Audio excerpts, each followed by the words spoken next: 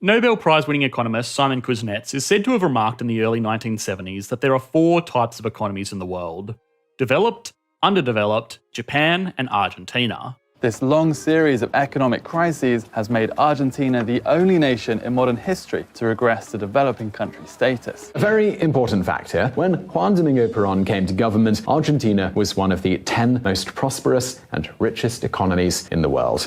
Y esa mezcla de despotismo, corrupción personal y demagogia tercermundista convirtió a Argentina de país rico en país pobre, donde se ha quedado.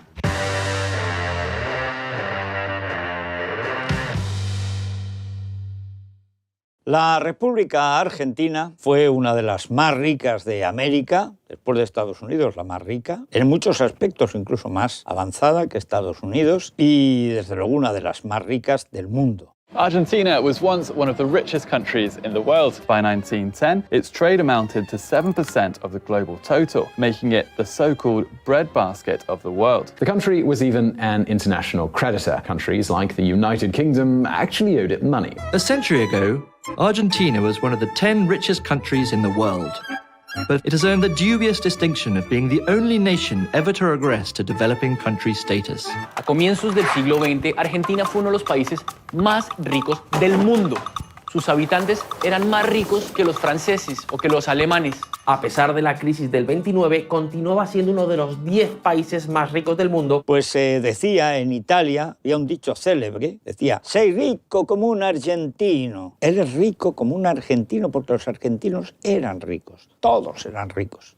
En aquel momento, el sistema político y las instituciones argentinas, como el derecho de propiedad o la libertad de comercio, animaban a los inversores a invertir su dinero en la Argentina. En aquellos años, Argentina era uno de los principales receptores de inversión directa europea. Well, up until about the 1930s, Argentina was one of the wealthiest countries in the world. Indeed, it was in the top 10. Its downfall began in the 1930s with a import substitution program, the rise of Peronism, the power of the trade unions, and big spending, and with that, big debt. I took on very big debt. Argentino, nos anos 20, 30, era sinônimo de milionário na Europa. A alfabetização da Argentina era de 100%. Até que chegou o Perón e acabou com o país, com a ajuda dos demais peronistas. While its competitor, the United States, tackled the problem with programs like the New Deal, Argentina was paralyzed and began to move toward nationalism and protectionist policies. Y esa mezcla de despotismo, corrupción personal y demagogia tercermundista convirtió a Argentina de país rico en país pobre, donde se ha quedado. It has had a total of 21 IMF programs since 1958, which must be an all-time record. Given that many programs last 3 years, that's or are often truncated in the case of Argentina, because it simply can't meet its obligations to the fund, its performance criteria. So how can a country suffer such a dramatic decline? Well, it might have something to do with the fact that since, roughly speaking, the 1940s, Argentina has known only two political movements: military and Peronism. Perón era un agregado militar en Italia, en la Italia de Mussolini. Entonces ahí se hizo fascista, que significa que el Estado manda en la vida de los individuos para asegurarse de nuestra felicidad. A group of high-level officers conspired to install a government modeled after Mussolini's Italian fascist regime. Calling themselves the Group of United Officers, they successfully took power in 1943. Among their members was a little-known army colonel named Juan Domingo Perón. Juan Domingo Perón, who was sent to Italy, a country where he met and studied firsthand how Benito Mussolini's government was organized. And you know what? Soon after, he'd get the chance to put this knowledge right into practice. To take what he called a social democratic project based on what he saw in Europe, including in fascist Italy, and apply it to the unique circumstances of Argentina. Pero el gobernante que llega, ¿no es cierto?, sobre todo en el caso del socialismo del siglo XXI, por la vía democrática al poder, dice ser el pueblo, dice fusionarse con el pueblo. Y divide, obviamente hay un antipueblo, que son las oligarquías y los que son los siervos de la oligarquía, la casta, todo eso. Entonces divide, aquí están los explotadores y supuestamente ellos representan a las grandes mayorías oprimidas. La visión de democracia que hay detrás, y esto es súper importante entenderlo, la visión de democracia que hay detrás es una visión puramente instrumental y litúrgica de democracia. La democracia entendida como un mecanismo netamente electivo y que una vez que la persona, el caudillo, el grupo, llega al poder, no tiene ningún límite, porque en vista de que limitar su poder es limitar al pueblo es antidemocrático. ¿Se entiende la lógica? In practice, he transformed Argentina into a kind of army under the command of a single leader, its president. His primary goals were to remove British influence in the economy, to industrialise the nation and to decrease inequality. Now, to be fair to Perón, he did succeed in his aims. At first, and Argentina had a 5-year economic boom. However, this didn't last and Perón's popularity declined as economic woes returned to Argentina. This was mostly due to the fact that he nationalised everything owned by foreigners, which scared off investors because nobody likes having their stuff taken.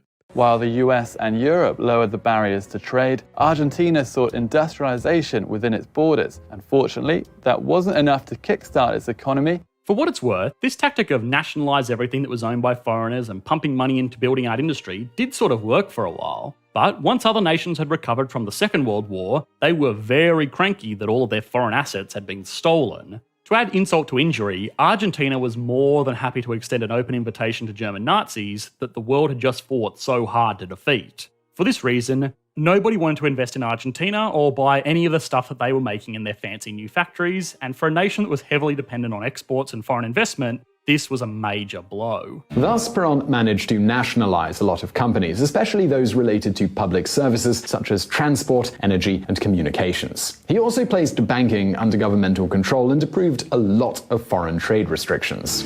When Argentina brought in protectionist policies, it lacked a mature enough industrialized base to sustain itself. Argentina's incomplete post-war industrialization dependent on foreign inputs and capital goods. And he also achieved a lot of popular support. So how did he do it? Well, he did it by maintaining utility rates even below their cost and hiring a lot of employees for the government and for governmental companies. And it's certainly not so much of a coincidence that the Kirchners 60 years later did practically the same thing. Of course, all of this involved a lot of spending. And, well, how do you think he financed it? Of course, he started printing money.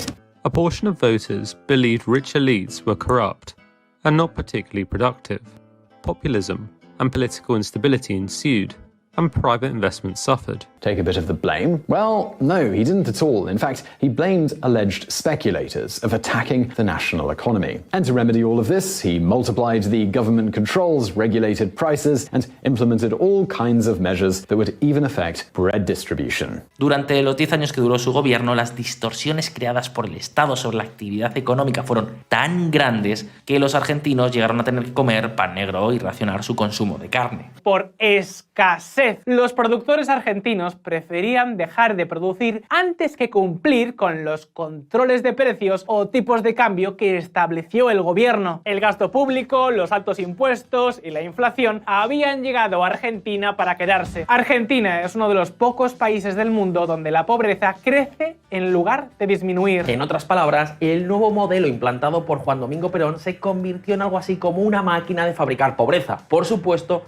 todo bajo un enorme culto al líder y también a su esposa, a Evita Perón. Y Evita, que es el modelo de toda persona que no siendo nada, se pega a un líder y luego a base de demagogia pues tiene su aquel. Y la gente le toma cariño y tal. Y entonces ella, que era una cabaretera, bueno, una mujer digamos de alcance, entonces el guapo Perón se dedicaba a lo suyo, que eran las jovencitas, y entonces Evita se dedicaba a los pobres, que por supuesto siguieron siendo pobres. A mí lo que me gusta de Evita es que como venía del lampa, del barro, del fango, se vestía y decía yo me visto para mis pobres, me pongo mis joyas para mis pobres. Y los pobres lo agradecían. Dice, hombre, para ir mal ya estamos nosotros. Es decir, tenía un sentido de la comunicación extraordinario, pero siempre que los pobres siguieran siendo pobres.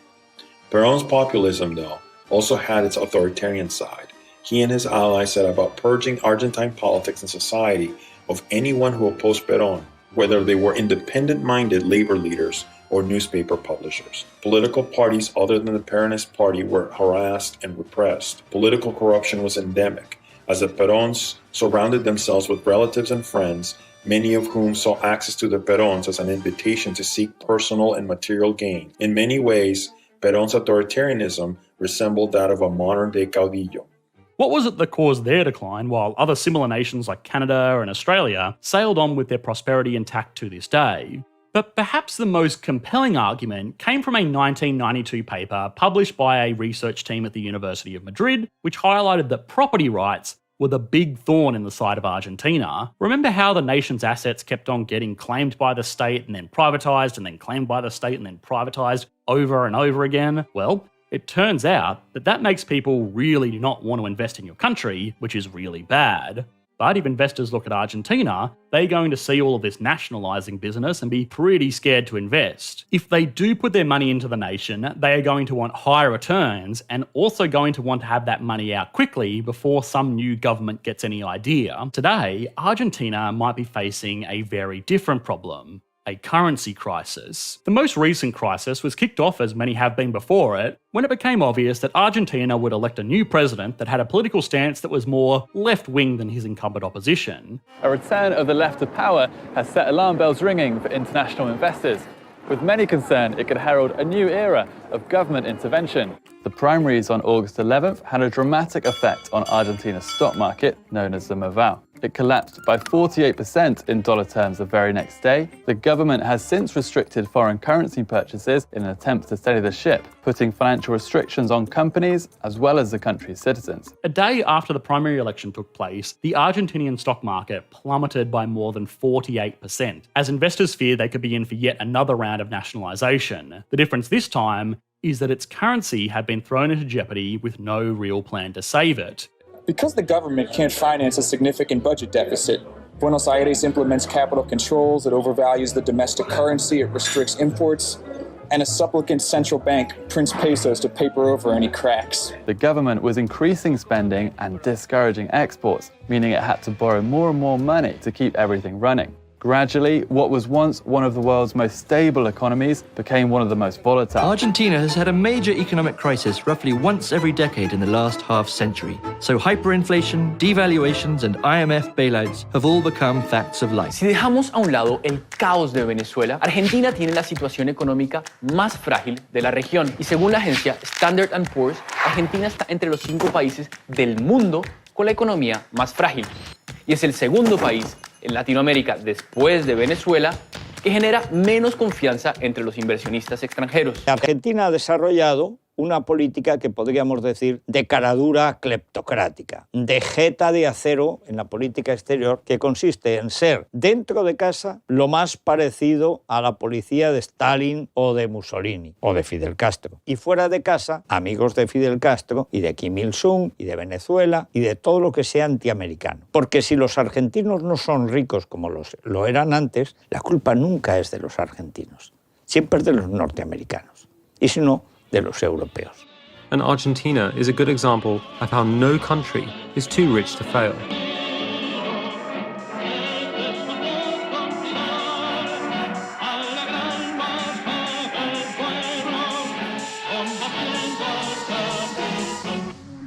Pero